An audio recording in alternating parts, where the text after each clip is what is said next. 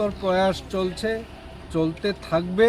আমরা অঙ্গীকার করেছি, শ্রীভূমি পুলিশ অঙ্গীকার, শ্রীভূমি আরক্ষী অঙ্গীকার করেছে যে আমাদের অঞ্চল দিয়ে শ্রীভূমি জেলায় কোনো মতেই মাদকদ্রব্য নিষিদ্ধ, নেশার দ্রব্য কোনো মতেই আমরা অ্যালাউ করব না, আমরা আসতে দেব না। এইখানে প্রলিফারেট যেটা বলে এইখানের লোকদেরকে খেতে দেওয়া, সেটা কোনো মতে হতে দেব না। তার জন্য নিরন্তর প্রয়াস জারি আছে, থাকবে। আজকে আমাদের আবার বৃহৎ সাফল্য। আমরা গতকালকেই খবর পেয়েছিলাম একটা এরকম কন্টেইনার ট্রাক আসতে পারে। ট্রাকটা কিন্তু এইবার বুক হয়েছে নিউ দিল্লির থেকে বুকিং হওয়া, কিন্তু বর্তমানে এসেছে গুয়াহাটির দিক থেকে, এসে আগরতলা যাচ্ছিল।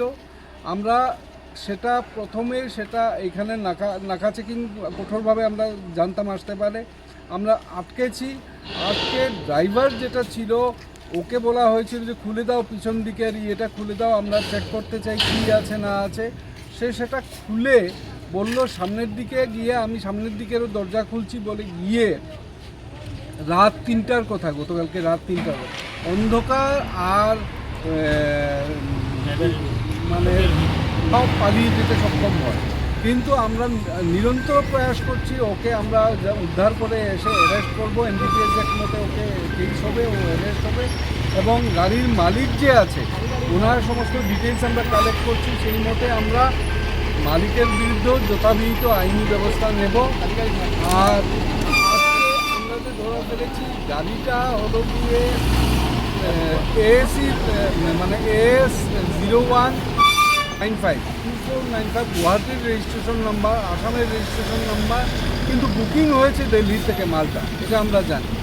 আচ্ছা, আর দ্বিতীয় কথা হলো আজকে আমরা ধরা ফেলেছি, আমাদের বাজেয়াপ্ত হয়েছে, জব্দ হয়েছে 3600 কোডেইন কাপ সিরাপ, এসকাপ কাপ সিরাপ, যেটা নিষিদ্ধ এনডিপিএস অ্যাক্ট মতে, সেটা আমরা বাজেয়াপ্ত করেছি, জব্দ করেছি। সাক্ষীর সামনে সমস্ত করা হয়েছে, ইন্ডিপেন্ডেন্ট সাক্ষীর সামনে সব কিছু করা হয়েছে।